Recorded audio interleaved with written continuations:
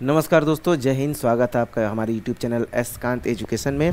और आज आप लोगों के लिए एक बहुत ही बेहतरीन वीडियो आपके सामने है और वो है विश्व के प्रमुख घास स्थल। इसमें आप देखेंगे हर कंपटीशन में एक क्वेश्चन आपका वर्ल्ड ज्योग्राफी के इस प्रोस्पेक्टस से पूछा जाता है। ये आपका टॉपिक है कि जो विश्व के प्रमुख घास स्थल हैं यानी ग्रासलैंड, और ग्रासलैंड में आप देखेंगे कौन सा सवाना होता है, कौन सा शीतोष्णकटिबंधीय होता है, क्या घास स्थल है, इसके बारे में थोड़ी सी चर्चा करेंगे। तो सबसे पहले इसको देखते हैं। ग्रासलैंड के बारे में अगर हम देखना चाहें तो सबसे पहले आपको देखिए, मैंने पहले ही लिख के रखा हुआ इसलिए ताकि आपका ज़्यादा समय इसमें बर्बाद ना हो। और आपको मैं बता दूं ज़बरदस्त तरीके से कि देखिए लिखा है घास स्थल।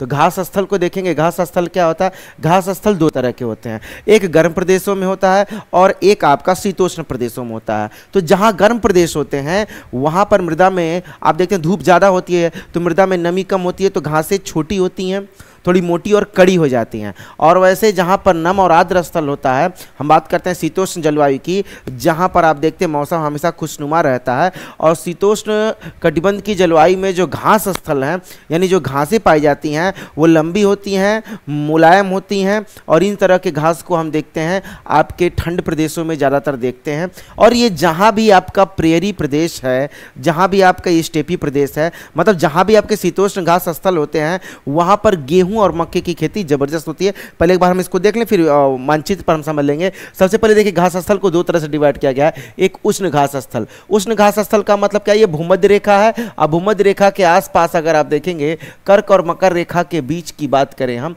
तो यहाँ पर जो आपका घास स्थल होता है यहाँ पर धूप ज़्यादा, बारिश भी ज़्यादा होती है। बारिश आपका देखिए वर्षा 90 से 150 सेंटीमीटर वार्षिक है, ठीक है। और यह उष्ण से उपोष्ण यानी हम देखते हैं इंटर ट्रॉपिकल रीजन से सब ट्रॉपिकल रीजन तक, यानी आप देखेंगे 0 से 23.5 और उसके ऊपर मतलब 35 डिग्री तक आपका सब ट्रॉपिकल की हम बात करें तो आपका उपोष्ण तक पाया जाता है, जहां पर आपका उच्च वायुदाब क्षेत्र भी होता है और निम्न वायुदाब क्षेत्र भी होता है, ठीक है ना। आप देखेंगे यहां पर जो घास के स्थल पाए जाते हैं इनको वेनेजुएला में, इस तरह के घास स्थल को जो उष्ण घास स्थल है इनको हम लानोस कहते हैं। ब्राज़ील में इस तरह के घास स्थल को हम क्या कहते हैं? कंपोज कहते हैं। ब्राज़ील में ग्रान चाको। पूर्वी अफ्रीका की जो भूमि है उसको सवाना घास स्थल कहते हैं और श्रीलंका में इस घास स्थल को पटाना कहते हैं। ठीक इसके विपरीत जब देखेंगे तो आप देखिए ये आपका शीतोष्ण कटिबंध का एरिया है और ये जो शीतोष्ण कटिबंधीय एरिया है यहाँ पर वर्षा आपका 25 से 70 सेंटीमीटर वार्षिक होता है। यहाँ पर जो घास स्थल है देखिए प्रेरी। प्रेरी कहाँ कहते हैं? उत्तरी अमेरिका में जो आपके जो घास स्थल मुलायम पाए जाते हैं और लंबे घास स्थल हैं उनको क्या कहते हैं? जो घासें पाई जाती हैं उनको प्रेरी कहते हैं। अर्जेंटीना में इस तरह के घास स्थल को पंपास कहते हैं। डाउन्सलैंड कहाँ कहते हैं? डाउन्सलैंड ऑस्ट्रेलिया में कहते हैं। कैंटरबरी कहाँ कहते हैं? न्यूजीलैंड में। और दक्षिण अफ्रीका में इसको क्या कहते हैं? वेल्ड कहते हैं। तो यूक्रेन में क्या कहते हैं? इसको स्टेपी कहते हैं। तो ये आपके घास स्थल है। और देखिए यूक्रेन हो गया, दक्षिण अफ्रीका का वेल्ड हो गया, कैंटरबरी, डाउन्सलैंड, पंपास, प्रेरी, ये सब आपके शीतोष्ण घास स्थल। और ठीक आपके लानोस, कंपोज, ग्रान चाको, सवाना और पटाना ये आपके उष्ण कटिबंध के घास स्थल हैं। अब इनको हम थोड़ा सा समझते हैं विश्व मानचित्र पर। तो विश्व मानचित्र पर इसको समझने के लिए सबसे पहले हमको देखते हैं, आप सबसे पहले देखिएगा। अब देखिए आपका ये इक्वेटर है, ये आपका इक्वेटर, मैं ऐसे खींच दे रहा हूँ, इसको समझ जाइएगा। ये आपका इक्वेटर रीजन है और यहाँ आपका ट्रॉपिक ऑफ कैप्रिकॉर्न है, मतलब ये मकर रेखा है, ये मकर रेखा। और ऊपर ये आपका ट्रॉपिक ऑफ कैंसर, मतलब कौन सी रेखा हो गई? कर्क रेखा।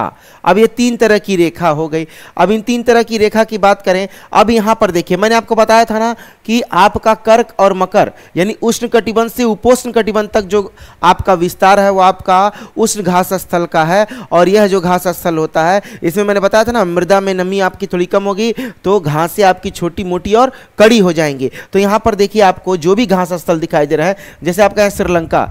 श्रीलंका में आपका कौन सा घास स्थल है? तो श्रीलंका में यहाँ पटाना है। क्या है? पटाना श्रीलंका में हो गया, ठीक है। अब यहाँ पर देखें अफ्रीका की पूर्वी उच्च भूमि, मैंने इसकी बात की थी, ये अफ्रीका की पूर्वी उच्च भूमि है। तो यहाँ जो घास स्थल हो जाएगा इसको क्या कहेंगे? सवाना। क्या कहते हैं? सवाना, ठीक है। आगे यहाँ देखेंगे ब्राज़ील और ये देखें वेनेजुएला। वेनेजुएला में जो घास का स्थल है इसको क्या कहते हैं? कंपोज, लानोस कहते हैं। वेनेजुएला को क्या कहते हैं? लानोस कहते हैं। वेनेजुएला में जो घास स्थल है उसको लानोस कहते हैं। ब्राज़ील में इसको कंपोज कहते हैं। माटो ग्रासो हो जाएगा, ग्रान चाको हो जाएगा, माटो ग्रासो, ग्रान चाको। ये सब कहाँ घास स्थल है आपके?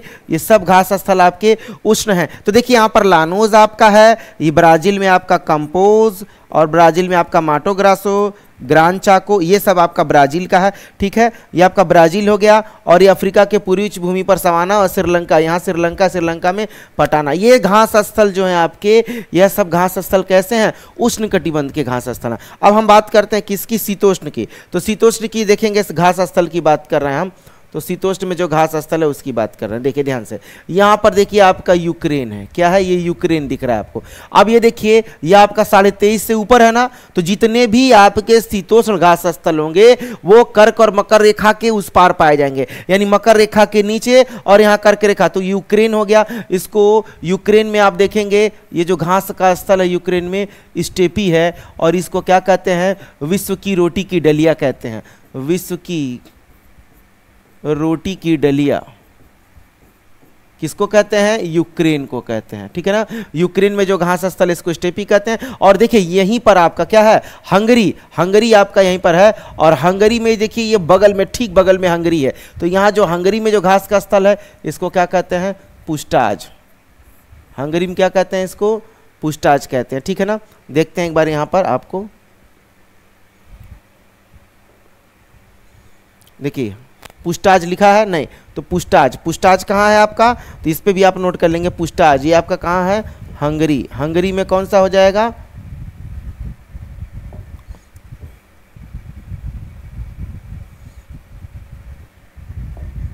ये आपका हो जाएगा पुष्टाज कहाँ है? ये आपका है हंगरी, सबसे इंपॉर्टेंट है। ठीक है ना, आगे हम देखते हैं इसमें।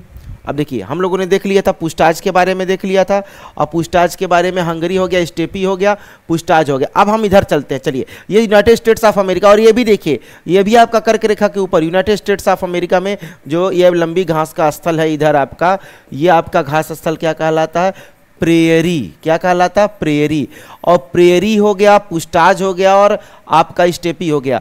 जहां जहां ये घास के स्थल हैं वहां वहां आपका गेहूं और मक्के की खेती जबरदस्त होती है। ठीक है, उसके बाद हम आते हैं, देखिए यहां पर आपका प्रेयरी हो गया उत्तरी अमेरिका, यहां पुष्टाज हंगरी में हो गया, यूक्रेन में स्टेपी हो गया। अब यहां देखिए अर्जेंटीना लिख रहा है। अर्जेंटीना में जो घास के स्थल है आपके, जो अर्जेंटीना में लंबे लंबे घास के स्थल, इनको हम क्या कहते हैं? पंपास। और पंपास जो है यह आपका अर्जेंटीना में है। पंपास एक स्पेनिश भाषा का शब्द है जिसका अर्थ होता है दूर तक फैला हुआ मैदान। इसीलिए देखिए दक्षिणी अमेरिका में आपका अर्जेंटीना में गेहूं और मक्के की अच्छी खेती होती है। यहाँ पर देखिए दक्षिण अफ्रीका लिखा हुआ, ये साउथ अफ्रीका है आपका। यहाँ जो घास का स्थल है साउथ अफ्रीका के घास का स्थल को क्या कहते हैं? वेल्ड कहते हैं। ठीक, और इसी पर देखिए ऑस्ट्रेलिया में, ऑस्ट्रेलिया के इस भाग में जो घास का स्थल इसको क्या कहते हैं? डाउन्सलैंड कहते हैं। क्या कहते हैं?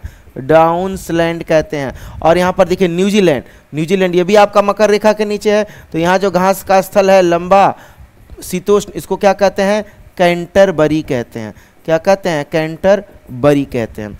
ये आपका पूरा घास स्थल को मैंने बता दिया। घास स्थल आपका कैसे होता है, कौन प्रेयरी है, कौन पंपास है, कौन सा कैंटरबरी है। अब इस पर प्रश्न कैसे आते हैं, मैं एक प्रश्न आपको लिख के जरूर समझा रहा हूँ। इस पर एक क्वेश्चन देखिए कैसे आते हैं। इस पर क्वेश्चन कैसे आएंगे, तो इस पर क्वेश्चन कैसे आएगा ध्यान देंगे।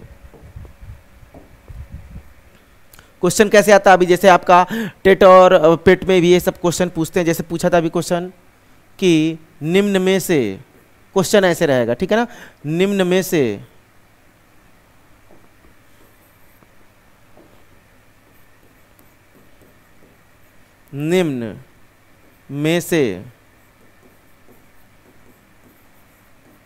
कौन सा एक शीतोष्ण घास स्थल नहीं है? कौन सा शीतोष्ण घास स्थल नहीं है? 4 ऑप्शन दिए होंगे, पहला ऑप्शन, दूसरा, तीसरा, चौथा। इसका आंसर जरूर दीजिएगा। सब लोग इसका आंसर कमेंट बॉक्स में छापेंगे। पहला क्या है आपका? सबका शीतोष्ण घास स्थल नहीं है। पहला लिखेंगे प्रेयरी, दूसरा लिखेंगे कैंटरबरी, तीसरा आपका हो जाएगा लानोज, और चौथा आपका हो जाएगा स्टेपी। अब इसका आंसर क्या होगा, इसका आंसर आप कमेंट बॉक्स में छापकर मुझे आंसर दीजिएगा। ठीक इसी तरह अगली वीडियो में हम बने रहेंगे, अगले टॉपिक पर आपको कुछ और लेके आते हैं। इसी के साथ अपनी वाणी को विराम देते हैं। जय हिंद।